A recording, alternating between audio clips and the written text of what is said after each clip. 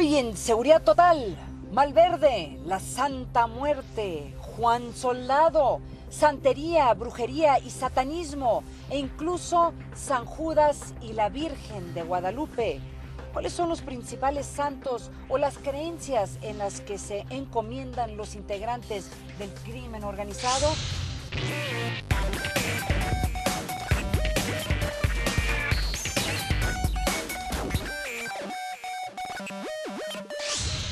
Era una cosa inmensa, con machetes, los palos, todo eso, lo que lleva, o sea, el esqueleto, la calavera. Todo lo que es magia, todo lo que es todos los trabajos que se hace, la sangre humana que había en ese caldero era porque al momento de rayarte, parte de tu sangre se entrega ahí. Creencias religiosas del crimen organizado. Yo soy Ana María Salazar, gracias por acompañarnos aquí en Seguridad Total. Y ese es el tema que vamos a abordar el día de hoy, esa fe que tienen criminales, no solamente buscando protección divina, pero que también les da lo que parecería más capacidad de poder llevar a cabo sus actos violentos. De hecho, nos comentan los expertos que en muchas instancias estos criminales son mucho más creyentes que el resto de la sociedad. Bueno, la realidad es que sí hay una fuerte influencia por parte de las creencias, fundamentalmente la creencia en la Santa Muerte, dentro de las organizaciones o dentro de las personas que están en las organizaciones de narcotráfico. En primera instancia, la criminalidad es muy compleja. Y cuando nosotros estudiamos la criminalidad desde el punto de vista simbólico, se vuelve más difícil desentrañar ciertas cuestiones que hacen que la identidad de esa criminalidad permanezca en el tiempo y se sustente, en este caso principalmente con el tema de la religión. Las personas que hemos entrevistado en prisión o aquellos seres que se les considera como delincuentes sorpresa, son más religiosos en algunas ocasiones que la gente que no se considera como tal o que no tiene esa etiqueta que los criminaliza. Una de las muchas vertientes o santos que existen en este momento, que están vinculados directamente al crimen organizado, es el culto a la Santa Muerte. De hecho, en este enero pasado, David Romo, uno de los líderes de esta secta, de esta religión a la Santa Muerte, fue arrestado por sus presuntos vínculos a un grupo de secuestradores que se hacían pasar como santos. Por ejemplo, lo que sabemos y lo que se ha visto es que hay muchos de los sicarios, narcotraficantes, que se encomiendan a la Santa Muerte para que puedan realizar adecuadamente sus acciones. La Santa Muerte perdió su registro ante la Secretaría de Gobernación porque su adoración viola los fines establecidos en los estatutos de la Ley de Asociaciones Religiosas y Culto Público de México. La Constitución de los Estados Unidos mexicanos prohíbe prohibir cualquier religión. O sea, nadie se le puede prohibir practicar una religión determinada. Segundo punto, los Estados Unidos mexicanos como Estado generan una figura de persona moral. Hay dos figuras de persona moral, la agrupación religiosa y la asociación religiosa. Lo que hicieron fue quitarle a la Santa Muerte el carácter de asociación religiosa y queda como agrupación religiosa. O sea, en sentido estricto no se le puede prohibir a un grupo de personas ser una agrupación religiosa. La Santa Muerte debe tener en México, supongamos, 100 o 150 mil feligreses. Es una red de alrededor de 1.500 a 2.000 santuarios familiares. Hay santuarios que tienen más prestigio que otro, pero en realidad cada santuario es administrado por el grupo local, que puede ser una familia, una persona, etc. El aumento de los seguidores a la Santa Muerte ha crecido enormemente y en la Ciudad de México hay infinidad de altares en la ciudad, ¿no? El más conocido para algunos es el de Tepito, pero en la colonia, por ejemplo, Villa Cortés, hay otro, detrás de las oficinas de la Procuraduría General de Justicia del Distrito Federal hay otro, sobre Circuito Interior hay otro. Entonces, esto ha proliferado y se reza a la Santa Muerte, ¿no? Pero ¿cuál es la razón que el culto a la Santa Muerte crezca de manera exponencial? Puede ser la caída de la Iglesia Católica en las preferencias de la población. Según datos del INEGI, el número de católicos pasó de 88% del censo del 2000 al 83.9% en el 2010, en tanto que el número de sectas y cultos no católicos han ido en aumento. La razón fundamental es ¿por qué? Por la crisis de la religión católica, la pérdida de la fe, de la creencia en la religión católica, y entonces yo busco alternativas religiosas que me permitan poder sustentar mi trabajo. Otra razón del crecimiento del culto a la Santa Muerte tiene que ver con su carácter simbólico. Hay una parte en que los antropólogos llamamos la eficacia simbólica.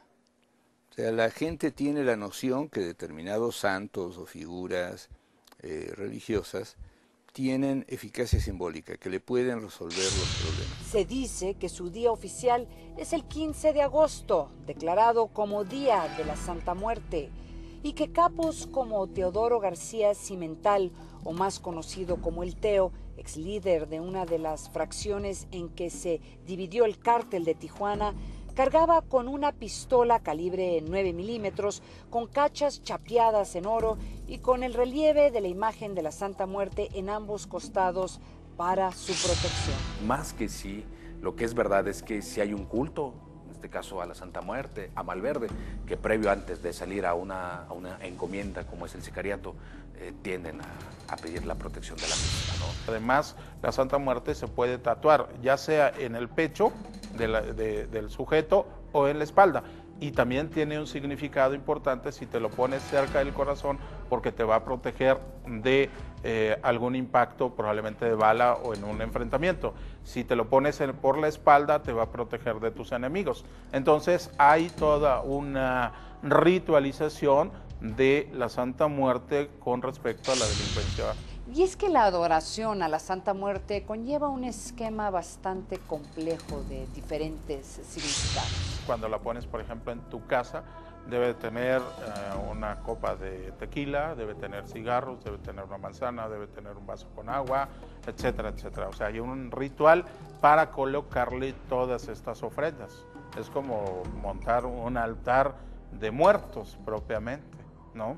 Del Día de Muertos, y ahí es donde viene el sincretismo que tenemos.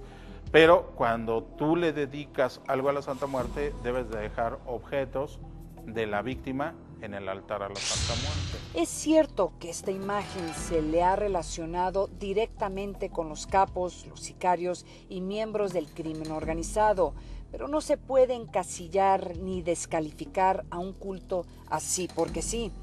Entre los devotos de la Santa Muerte puede haber también desde la señora que reza por la salud de su hijo gravemente enfermo hasta el tipo que la víspera de cometer un delito pide ayuda a la Santa Muerte para que todo le salga bien. Es decir, el que cree en la Santa Muerte en automático es delincuente.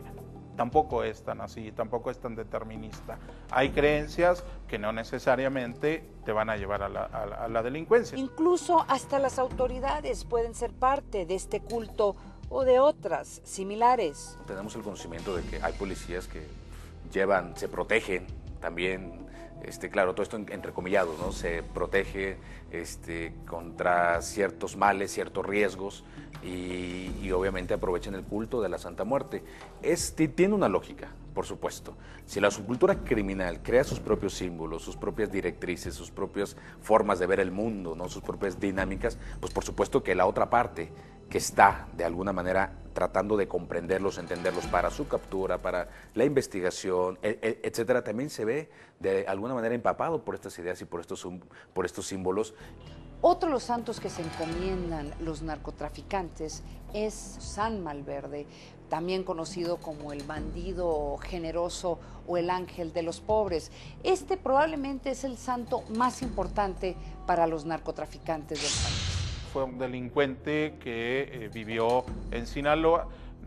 Aparentemente era una especie de Chucho el Roto, ¿no? O de un Robin Hood, para el siglo XIX, que les despojaba a la gente rica en Sinaloa de objetos de valor y los distribuía entre la población. Malverde, entonces Jesús Malverde se va convirtiendo en una figura importante a tal grado que en Culiacán existe una capilla dedicada a Jesús Malverde. De este personaje abundan testimonios de favores concedidos. El pueblo ha creado un culto a su figura que ha trascendido el ámbito regional y nacional, ya que es reverenciado en Estados Unidos, Centroamérica y hasta en Europa. La capilla de Jesús Malverde está a 1,5 cuadras de la Casa de Gobierno en Culiacán, ¿no es cierto? O sea, está ahí a la vista, no estamos hablando de ninguna situación clandestina. Ahí va la gente, le rinde culto a Malverde, etc. De vuelta, el culto de Malverde es un culto que está de antes que se diera el fenómeno del narcotráfico. Pero la asociación con el narco se dice que vino supuestamente en los años 70, cuando el capo Julio Escalante ordenó matar a su hijo Raimundo por realizar negocios sin su conocimiento. Según se afirma, herido de bala y arrojado al mar, Raimundo suplicó a Malverde su ayuda y fue entonces salvado por un pescador.